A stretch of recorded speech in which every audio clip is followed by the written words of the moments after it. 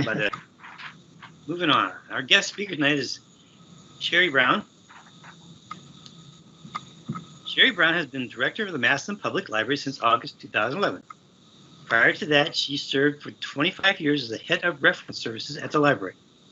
She started at the front desk right after college, selecting record albums for the library collection. That's 41 years.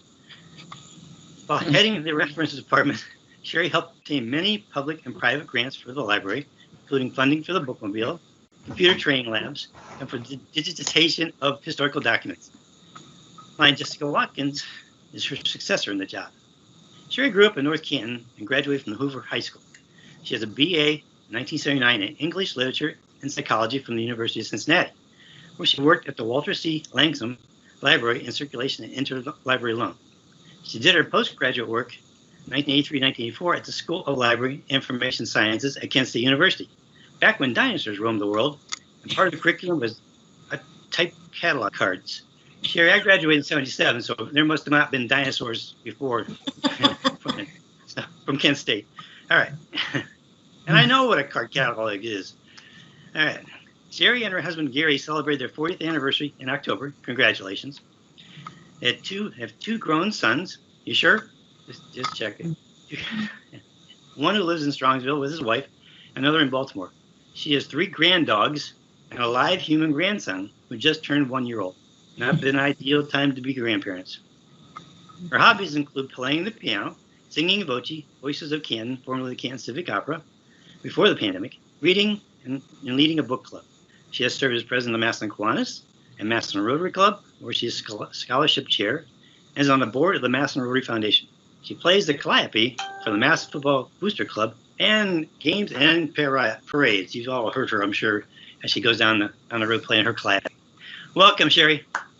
Thank you so much. Thank you, King Brian. It's great to see you all. It's good to see some familiar faces. And thank you so much for allowing me to talk a little bit about an exciting program that was just getting off the ground before the pandemic. And I'll explain a little bit why that is. Nod your head if you have ever heard of Dolly Parton's Imagination Library. Have you ever seen? Yeah, I've seen some heads. I see some hands waving. You can't miss Dolly anymore. And over the holidays, she had a special on TV where she actually talked about this program. And I think most people are very surprised to know that this program has been brought to the children of Massillon and our surrounding areas and the whole county, the whole Stark County area. And a lot of children are signed up. I'm going to explain what it is. And I'm just really excited to share there's a lot of misinformation about, a lot of misconceptions, and then a lot of people that have never heard of the thing.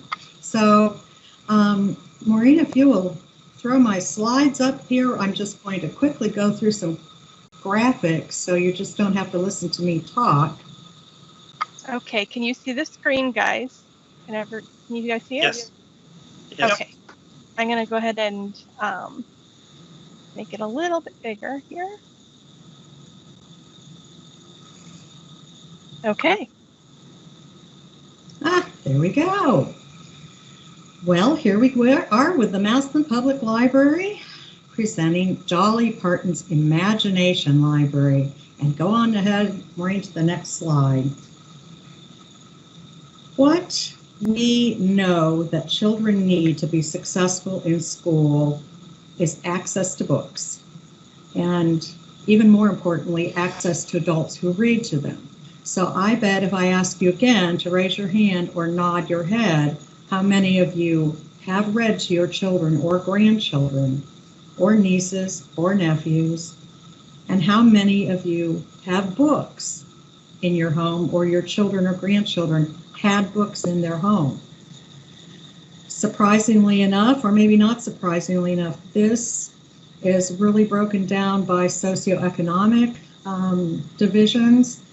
We just found out very recently that one of the elementary schools in Massillon, where one of our volunteers is working with this program, the teachers told him, this is so exciting because some of our children do not have books in their home, let alone being read to.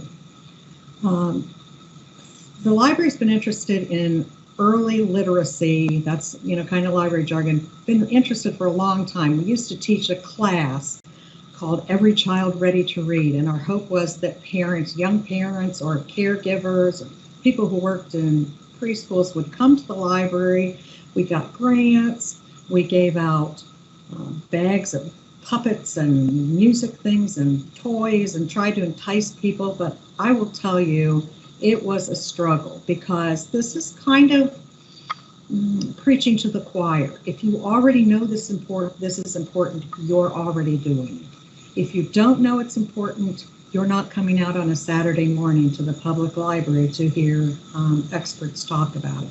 But the sad truth is that only 38% of children do have books read to them, and interestingly enough, 35% of children are not ready for school, and by third grade, only 12% of those kids have, remedied that problem. They are behind. They're starting behind, and it's very difficult to catch up. There's a term called word gap. That means how many words a child has heard, different words spoken to them or sung, or they've been exposed to it by somebody, a human being talking. And this is not words they're exposed to on television, but spoken word. And that gap, they used to say it was 30 million words that you've heard by the time you're starting school. Now they know it to be more like 3 million. But isn't that a huge gap? That if you're starting kindergarten, having been exposed to 3 million less words, it makes a big difference in your school readiness. And here's one that's astonishing to me. By age 3, 80% of your brain is developed. And I have a big fat folder of all the educational journals to back up all this data that I'm just throwing at you right now. I mentioned the importance of third grade reading. That's why they test children in the third grade. By third grade, your reading scores predict how far you're going to go on with your education, if you're going to go to college or graduate school or continue your education. Even weirder, though, is it predicts incarceration, your employment options, and this one is very interesting. They've started doing more research on this. It's also indicative of Alzheimer's. And if you're interested in any more of these studies, I would be happy to share any of this information with you. So what we realized, we need to really focus on early childhood literacy. And fortunately, go ahead, Maureen, and change the slide, such a thing already exists. And it's called the Dolly Parton's Imagination Library. So we don't have to recreate the wheel. So Dolly Parton's Imagination Library mails to each child's house 60 books, one book a month from the time they are born up to age 5. So for 5 years, they are getting a free book sent to them, no matter the family's income. There's no, criteria for you have to be lower income or any kind of criteria at all other than the child's age. So Dolly Parton grew up, as all of you know from all of her, well-known story, very, very poor. Her father was illiterate, and she considers this one of the most important things that she has done in her life is to start this program in the county, Sevier County, Tennessee, where she grew up. And in 1995, she started this program to give each child in that county free books through, starting kindergarten. And by 2004, it was statewide in Tennessee, and 1 million books were distributed. It went nationwide. It went to Canada and the UK and Australia and Ireland in 2019. And just last year, Dolly was pictured with with Carla Hayden, the librarian of the Library of Congress, and they have distributed 100 million books. So go ahead, Maureen, to the next slide. Here's just, it's probably very hard for you to see, but this is how they do it. The program picks a book, and they have like professional librarians and teachers each year pick the book. So this is the book list for 2021. And if you sign your child up and they're 3 years old, they're all 3-year-olds are going to get the same book. And all 5-year-old or 4-year-olds are going to get the same book.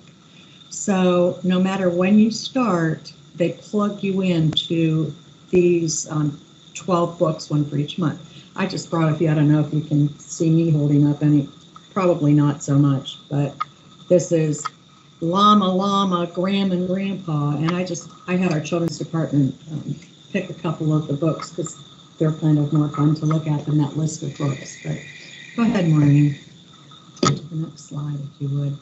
So we already know about this. The cost per child for this program is $25 a year, and that's pretty incredible because have any of you ever gone to the bookstore and bought a children's book?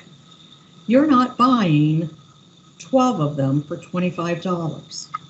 But because of the economy of scale, this program is able to purchase books at a huge discount.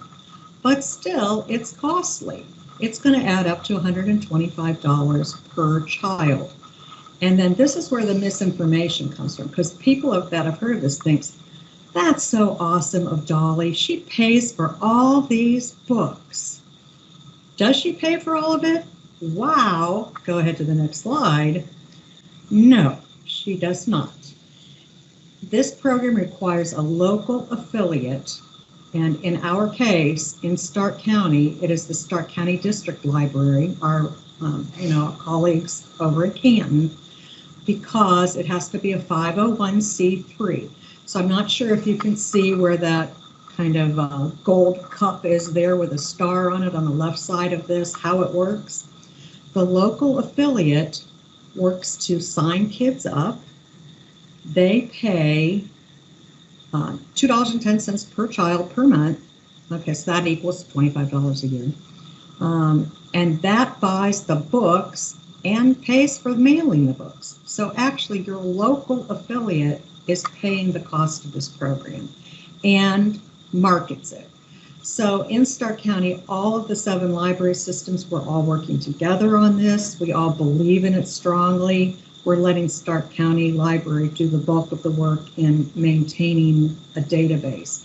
Up at the top of this little chart where it has a database, looks like a little computer, the Stark County Library puts the children's registration in, they send payment, and then over on the right-hand side of the screen, the Imagination Library covers administrative overhead, picks the books, pays for that database to keep track of all these kids, and then does all the shipping. They don't pay for the shipping, but they have to package all this.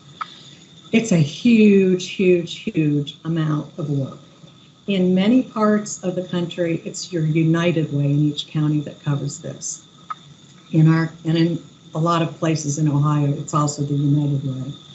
But libraries got on board with this because it's really in our wheelhouse. So go on to the next slide, if you will. I just want to show you a recent report. This is February's report from Stark County, how many children might conceivably sign up for this program and where we are with it. If the left-hand column next to the school district shows that there's over almost 21,000 children down at the bottom that could conceivably sign up in Stark County exactly. Of those, we've got 6,884 signed up. That's 33%. Okay. And Maureen, if you want to just use your little hand to show Massillon. Oh. Whoops, that's okay. It's all good. There it is. Yeah. Massillon, we have 1,764 children in that age group. That number is provided by the school district. We have 500 kids. Actually, I just got the report this afternoon for March. There's 511 now. So we're about, a little bit over 28% of children signed up. And now you can go to the next slide, sorry. Okay, when we started looking at this, we were like, are you kidding me? This many children times $25 is over $44,000 a year. I'm telling you that your Massillon Public Library does not have $44,000 to put into this every year. Go on to the next slide. But something happened in fall of 2019, or actually the budget year started in July 2019. Governor DeWine, particularly Mrs. DeWine, knew about this program.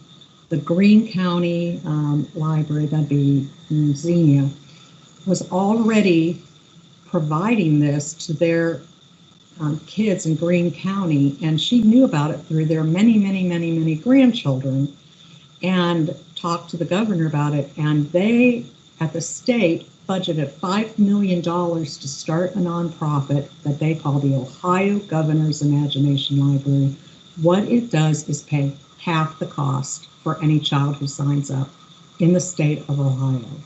So now this is getting a little more manageable, because now if we're paying $12.50 a child and not $25, it's $22,000 a year. And let me also say the Massillon Public Library would be hard pressed to find $22,000 a year for just one program.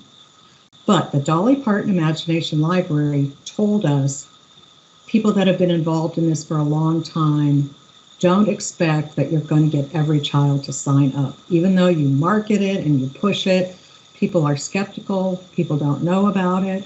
No matter how many press releases you put out, nobody quite gets the idea that you're getting books free, or they don't understand the importance of reading to your children. They say at most you're going to get 60% of your students or your children to sign up.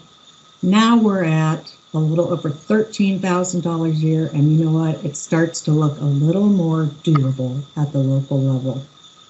Okay, go on to the next slide if you would. These are all the counties in Ohio. There's Mrs. DeWine, and she actually came to the Stark County Library. I was pleased to get to attend a kickoff of this program before the pandemic. And so there's just a few counties, and they started, I think the yellow ones added on in September, and there's just a handful of counties that haven't found an affiliate yet to fund this. And go on to the next one. So where are we now? When we kicked this off into the end of 2019, our goal was 20%. That's what each of us budgeted to participate. So as you know, we're already over 28% with 511 Massillon children registered now. Go ahead. And I think I mentioned this about Stark County District Library. There is the website for, if you go to the Dolly Parton Imagination Library, it asks you to put in a zip code, and it sends you right to the Stark County Library's website to either register online, or we've developed our own. Again, I'm not sure you can see it here because of my weird camera, but we have a print form that people can come in and get at the library and submit it to us, and we'll register them. So either the high-tech way or the paper way, we will get children signed up. And I do want to mention too, it's a little known secret as well, as the Massillon Public Library has branches in Brewster Village and Navarre Village. That dates clear back to the 1930s. So 2/3 of the Fairless School District children, quote unquote, belong to us, is within our service area. So we not only have these 1,700 some Massillon kids, but we have the Fairless students. And the happy news there is the Fairless Alumni Association has just decided to pick up the cost for all the Fairless kids. So that is very exciting. So when I keep giving you numbers, it's just for Massillon. Okay, Maureen, you can go on from there. Just wanted to show you some of the funders for this, because all of us library directors are talking about this and allowing people in the community to participate.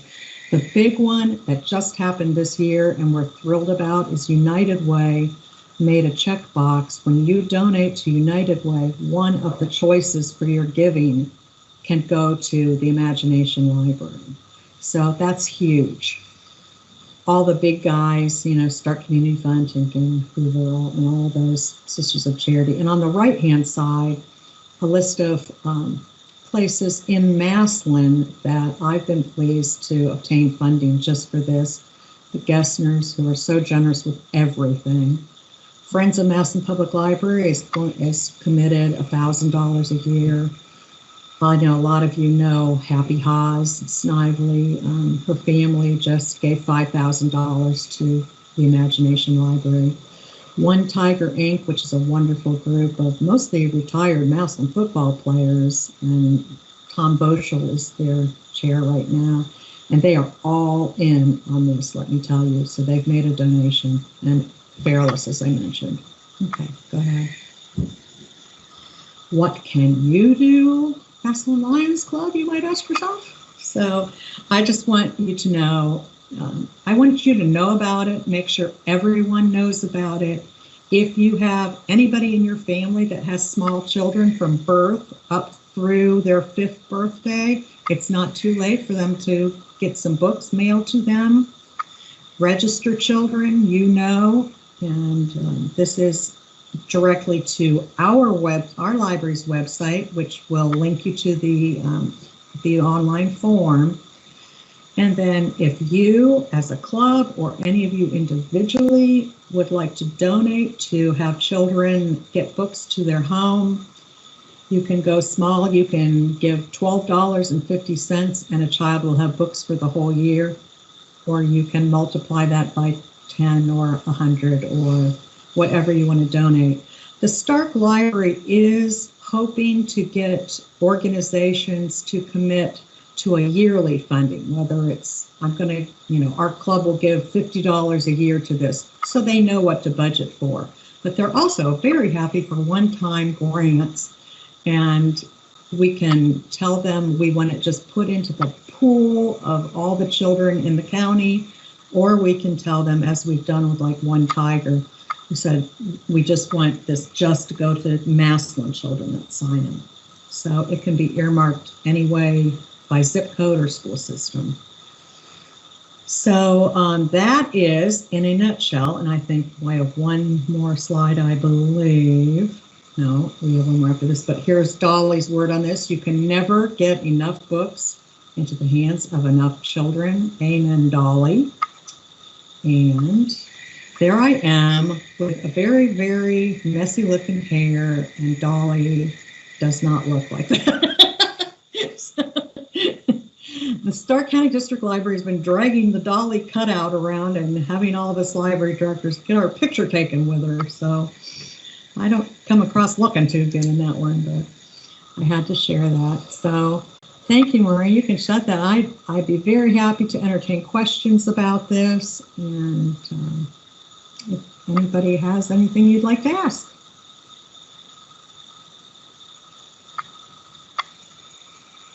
Nope. I have a question. This Yes, is Carol Carol. Snyder.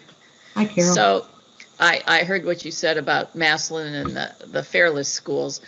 Do you have to actually live in the county, or just your school system be part of the Stark County school system? We're from Sandy Valley, so only part of it is Stark County. I'm fairly sure that Sandy Valley schools have paid for it for Sandy Valley kids. I am almost sure that that's, now I didn't include everybody who donated, but on the Stark County Library's website, I think I saw that. And their director has been emailing the rest of us going, guess what, so-and-so donated, or guess what, Altman Hospital is now going to pass out the sign-up, the registration forms for every new baby born at Altman Hospital. So we're very excited about that, but I can check on that for you, Carol, but I'm I am really thinking it's that school system that's covering all their children. Thank you. Thank you. So Sheri, are all the new babies in Massillon getting the application along with their little football that gets stuck in their crib? Well, that's hard now because since we don't have obstetrics we don't even have a hospital now in Massillon. We've been trying to work with Altman and Mercy in the past because the library used to give, actually the Friends Library, we gave a board book to every child with a library card application. Mm-hmm. And we did not have much luck with them saying, yeah, we'll fool around trying to figure out what children are in Massillon. So I know the Booster Club, correct me if I'm wrong, I bet we've got some boosters on here, but I know when my brother-in-law, Bill Brown, was president, he actually had to wait for somebody to ask him for a football, and then he'd deliver it to their house. Oh, so okay. There's not a real good, clear path to those babies like there used to be at the hospital. So that's why we need everybody to tell anybody you know with a baby. This is Rick Dowski. I'm the secretary of the Booster Club. We have somebody that does that. He has contacts at both hospitals. Wonderful. Kim Schenkel does that. I don't know if you know Kim. No, that's good to know. Yeah, he does that. And he knows the nurses there, and he finds the ones that are friends of Massillon, and they do it. Well, as the Calliope player, perhaps I'll ask him to throw in a library card application. You could do that, yeah. I'll have to ask Bill for some contact information. Okay. Thank you for telling me that. That's updated news. and a Dolly and an Imagination Library application too. But I guess all the Alton kids are already taken care of. So. Any other questions? Oops, I have a hand raised. Who is my hand raised? I'm not used to Microsoft Teams. Do you know whose hand is raised, Martin? That's still Lion Rick. He just took it down. Okay. See, I'm not familiar. Okay. Well, I am available anytime anybody wants to talk about this. You know where to find me. And I put in my PowerPoint my email and my phone number, and you could ask Ryan Maureen or Jessica, who's right across the hall from my office, and be glad to share more about it. And I'll give you an update on that as time goes by. And do let me know if the Lions Club would like to participate, because I know the Stark County District Library Director would be really, really happy with me. So how many librarians are here tonight? I think we have the majority of professionals here. I think there are more librarians than Brian's on this call right now. There are more librarians than Brian's. I think it's awesome. Even. It's equal numbers. Okay, no, that's pretty impressive. There's 4. Oh, there's 4. Who are the 4 librarians? Carol. Only 3 librarians. So I guess the Brian's. No, teachers. Okay, so you're an honorary librarian. I used to have a classroom library. Does that count? Yeah, we'll give you an honorary degree. Purposes of this, yes. I'm going to make Mike Dominic an honorary Brian. Oh, no. I see how it is. We see how you are. Funny. Well, if I knew how to depart so you could talk amongst yourselves, I would leave the meeting, but I'm not sure I know how to. Oh, wait, I see it. I see leave. Thank you, Sheri, so much. I thought you were going to be stuck with me for a while, didn't you? But it's good to see everybody. Thank you so much for your time. Enjoy your night, Sheri. Thank you. Thank you.